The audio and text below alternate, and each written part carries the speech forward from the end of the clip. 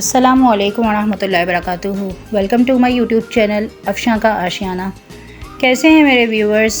माशाल्लाह से सुबह बहुत ज़बरदस्त हुई और सुबह सबसे पहले मुझे नाश्ता चाहिए होता है। बहुत अच्छा नाश्ता मैं करती हूँ और अपने लिए ख़ुद बनाती हूँ, तो उसके लिए मुझे अंडा और एक पराठा ज़रूर चाहिए होता है। तो मैं सुबह का नाश्ता बहुत अच्छा सा करती हूँ। कहते हैं कि सुबह का नाश्ता बहुत अच्छा करना चाहिए, क्योंकि सुबह का नाश्ता आपके अंदर बहुत ज़्यादा अच्छी एनर्जी लेकर आता है और आपकी मतलब कि बॉडी में बड़ी ताकत आती है और फिर आप सारे काम खुशनुदी तरीके से करते हो। मेरा नाश्ता हो गया कंप्लीट। अब मुझे सारे घर के काम करने हैं, बैक टू वर्क रूटीन के साथ जैसे चल रहा होता है। बर्तन धोने होते हैं, घर के काम करने होते हैं। मैं बर्तनों की मासी नहीं रखती हूँ, क्योंकि जब भी मैंने मासी से बर्तन धुलाए हैं तो अजीब सी उनमें महक हो रही होती है, बदबू आ रही होती है। और फिर मेरा एक रूटीन बना हुआ है कि मैं अपने परिंदों को, पौधों को, सबको देखती हूँ। उसके साथ साथ सारे काम चल रहे होते हैं। आज मुझे कपड़े लगाने थे तो साथ साथ कपड़े भी धुल रहे हैं, पौधों को पानी भी दिया जा रहा है, परिंदों को खाना वगैरह भी दिया जा रहा है। सब कुछ हो रहा है एज़ यूजुअल जो रूटीन चल रहा होता है। लेकिन आज मेरी एक और मकसद है वीडियो बनाने का कि मैं ग्रोसरी करने से पहले किस तरीके से मैं अपने घर को मैनेज करती हूँ, अपने बजट को मैनेज करती हूँ। क्योंकि महंगाई का इतना दौर चल रहा है, समझ नहीं आ रही है कहाँ से बचत की जाए और कहाँ से खर्च किया जाए, कुछ समझ में नहीं आता है। बस अल्लाह ताला हमारे हाल पे रहम अता फ़रमाए, हमारे मुल्क पाकिस्तान की हिफाजत अता फ़रमाए। इतनी महंगाई बढ़ गई है और इस महंगाई के दौर में किस तरीके से कहाँ से बचत की जाए, बजट कैसे बनाया जाए, कुछ समझ में नहीं आता है। तो मैं इसका थोड़ा सा तोड़ निकालती हूँ कि मैं हर महीने इस तरह से करती हूँ कि सबसे पहले मैं अपने फ्रिज की बिल्कुल डीप क्लीनिंग कर लेती हूँ और उसके बाद मैं किचन में देखती हूँ कि मुझे किन किन चीज़ों की ज़रूरत है। मैं उसको पूरा साफ़ सुथरा करके राशन के जो भी डब्बे वगैरह होते हैं, जितना भी मतलब चावल, तेल, घी, आटा वगैरह जो भी आपके ज़रूरत का सामान है जो चलता है, मतलब आपको जो चाहिए होता है, तो वो आप देख लें कि आपके घर में कौन सी चीज़ कितनी क्वांटिटी में रखी हुई है।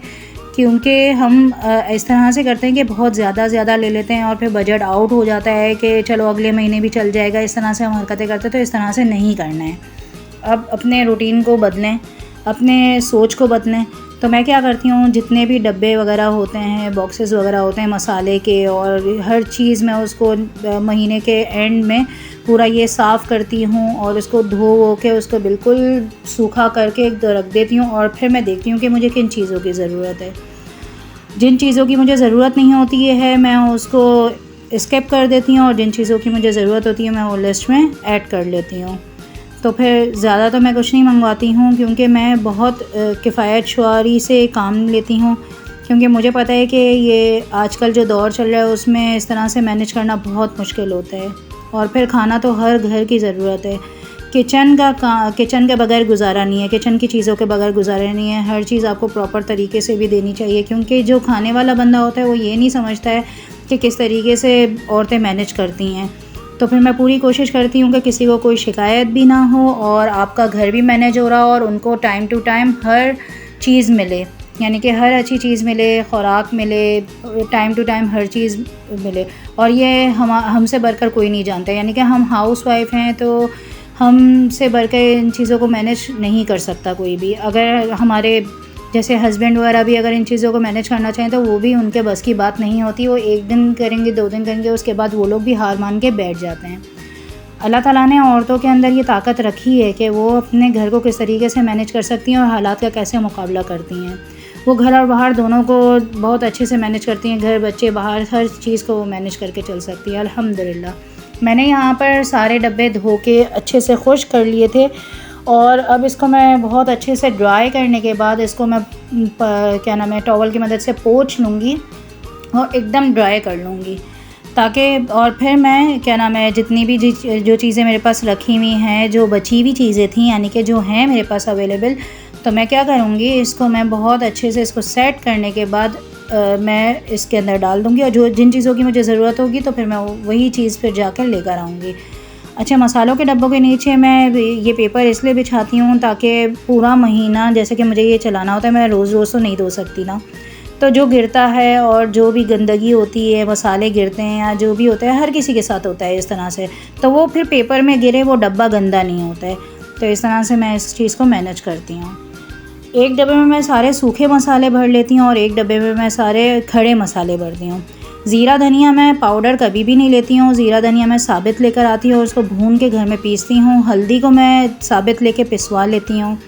नमक और लाल मिर्च में हमारे घर में मिर्ची मसाले कम खाए जाते हैं, तो इतना ज़्यादा लाल मिर्चों का भी इस्तेमाल नहीं है, तो मैं तकरीबन जो तेज़ लाल मिर्चें होती हैं वो बहुत कम इस्तेमाल करती हूँ और जो तलहार वाली होती हैं, जो कश्मीरी लाल मिर्चें होती हैं, उनका मैं थोड़ा सा इस्तेमाल करती हूँ। और हमारे यहाँ पर थोड़ा ऑयललेस खाना खाया जाता है, तो ऑयल की भी क्वांटिटी मैं थोड़ी कम ही रखती हूँ और मैं कम लेती हूँ। और चीनी भी हम लोग ब्राउन शुगर यूज़ करते हैं ज़्यादातर, तो फिर मैं जो वाइट शुगर है वो मैं बहुत कम लेती हूँ, यानी कि 1-2 किलो लेती हूँ। अगर कभी मुझे बिलफ़र्ज़ मुझे मीठा वगैरह बनाना होता है तो फिर बच्चे शिकायत करते हैं कि ब्राउन शुगर में ना बनाएं, आप इसमें बनाएं। केक्स वगैरह जो होते हैं वो मैं कोशिश ये करती हूँ कि ब्राउन शुगर में बनाऊँ, जो ब्राउनी वगैरह होती है, लेकिन जो आम केक्स होते हैं आइसिंग वगैरह वाले, तो वो मैं फिर वाइट शुगर में बनाती हूँ। हस्बैंड की फरमाइश पर केक बना रही हूँ। देखें, सारे काम निपटाने के बाद फिर जब चाय पीने का वक्त आता तो कुछ ना कुछ चाहिए होता है, तो फिर हस्बैंड ने बोला कि टी केक बना लो, क्योंकि अभी कहीं जाने की हिम्मत नहीं हो रही थी उनकी, तो फिर उन्होंने कहा कि टी केक बनाओ। चलें, फिर मैंने कहा बना लेते हैं। तो 3 अंडों का मैंने ये केक बनाया था। मैंने इसमें 100 ग्राम मक्खन डाल दिया था, बटर डाल दिया था और चीनी मैंने डाल दी थी 1 कप। इसको अच्छे से मैंने बीट कर लिया था, इतना फ्लफ़ी मैंने कर लिया था, इसको इतना क्रीमी कर लिया था।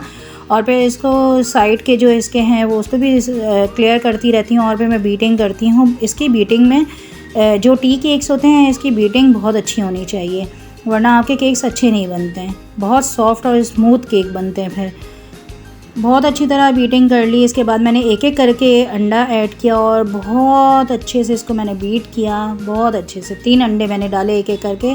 साथ ही साथ मैंने 1 टीस्पून वनीला एसेंस डाल दिया था और बहुत अच्छे से इसको बीट कर लिया। घर के काम के साथ साथ ये वाली डिमांड्स भी चलती रहती हैं। सारा दिन ऐसे गुज़रता है, पता ही नहीं चलता है। सुबह से लेकर रात तक यूँ ही गुज़र जाता है काम में, बिल्कुल अपने लिए फ़ुर्सत नहीं मिल पा रही है। और फिर मैंने क्या किया कि एक छन्नी में मैंने 1 कप मैदा और 1 टीस्पून बेकिंग पाउडर ये मैंने ऐड कर लिया और इसको हाथों से पहले फ़ोल्ड करूँगी और फिर हल्का सा बीटर से मैं बीट करूँगी। वैसे बीट करना नहीं चाहिए, लेकिन मैं हल्का सा इसलिए करती हूँ ताकि लम्स ना लाएँ, क्योंकि मेरे हाथों में बहुत दर्द है तो मैं हाथों से ज़्यादा फ़ोल्ड नहीं कर सकती हूँ। बस इसको हल्का सा बीट करने के बाद अब मैं पैन में डालने के बाद लोफ पैन में मैंने डाला है। ऊपर से मैं खोपरा डालूँगी और बादाम डाल के इसको बेक करने के लिए रख दूँगी 35 मिनट के लिए 180 डिग्रीज़ पर।